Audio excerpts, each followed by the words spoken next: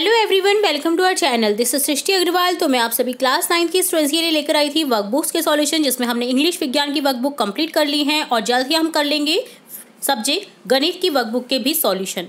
तो देखिए यहाँ पर कार्यपत्रक 43 देखेंगे। इससे पहले हमने कार्यपत्रक 41-42 देखा था। तो चलिए स्टार्ट करेंगे।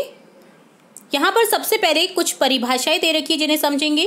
त्रिज्यीय खंड क्या होता है? वृत्त की दो त्रिज्या एवं एक चाप से घिरे छोटे क्षेत्र को लघु त्रिज्यीय खंड एवं बड़े भाग को दीर्घ त्रिज्यीय खंड कहा जाता है। तो देखिए एग्जाम्पल के तौर पे आपको बता भी रखा है, लघु त्रिज्यीय खंड और दीर्घ त्रिज्यीय खंड। वृत्तखंड क्या होता है? वृत्त का वह भाग जो एक जीवा एवं चाप से घिरा हो वृत्तखंड कहलाता है।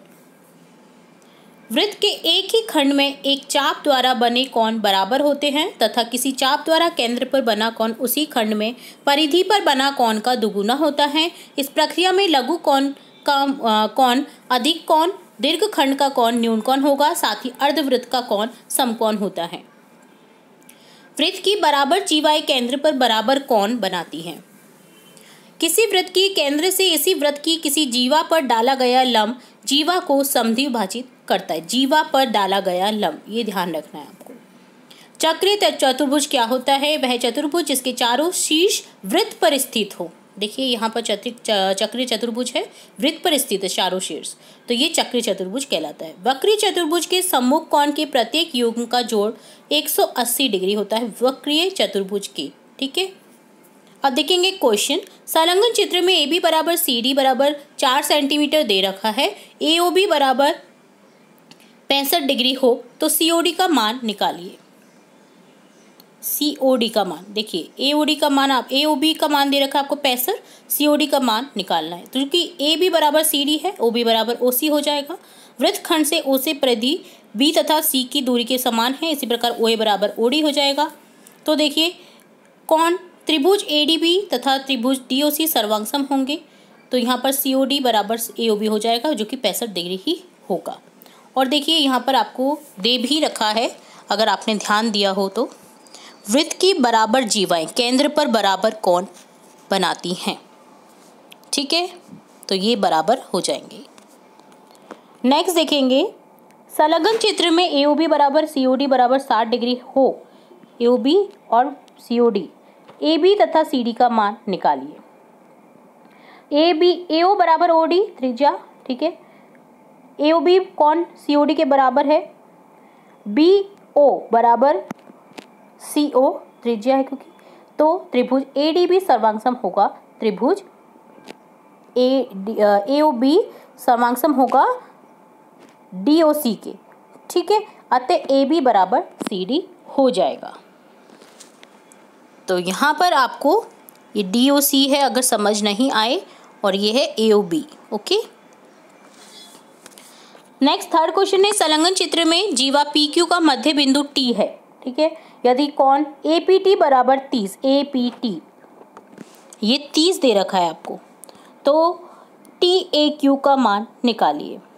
अब देखिए यहाँ पर ये आपको 30 दे रखा है, ये 90 है, तो आप आसानी से निकाल सकते हैं। 120 हो गया, 90 और 30 120, तो 180 में से 120 घटा दीजिए, तो ये 60 डिग्री का कोण निकल गया। तो टी ए क्यू का मान कितना हो जाएगा?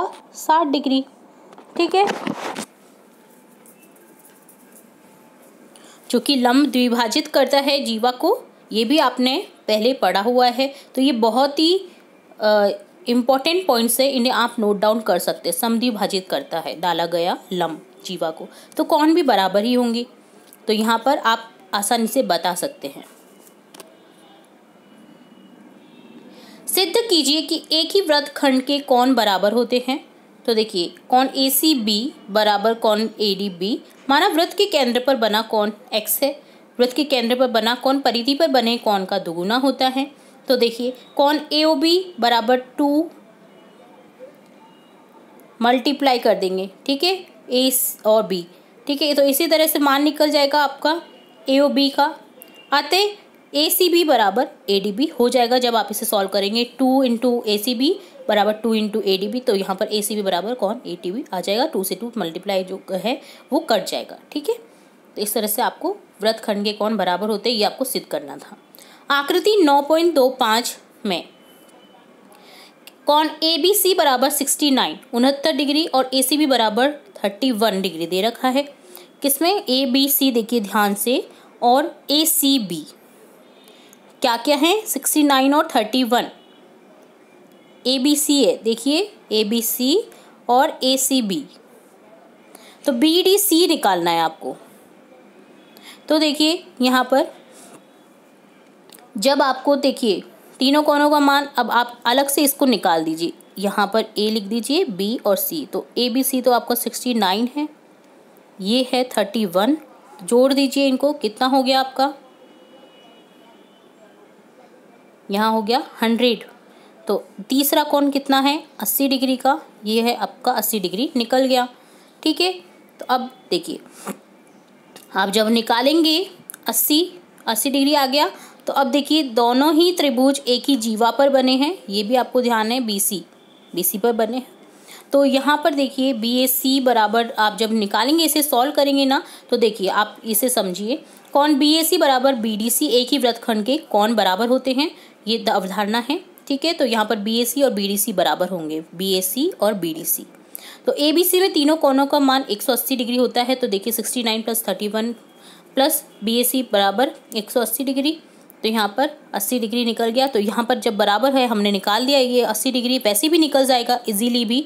ठीक है, तो यहाँ पर ये भी बराबर हो जाएगा इसकी, तो कौन BDC बराबर BAC हो जाएगा 80 डिग्री। ठीक है, तो ये इजी वे में भी आप इसे चेक भी कर सकते हैं, और आपको अगर अवधारणा पता है तो आप इजीली सॉल्व भी कर सकते हैं। नेक्स्ट देखेंगे,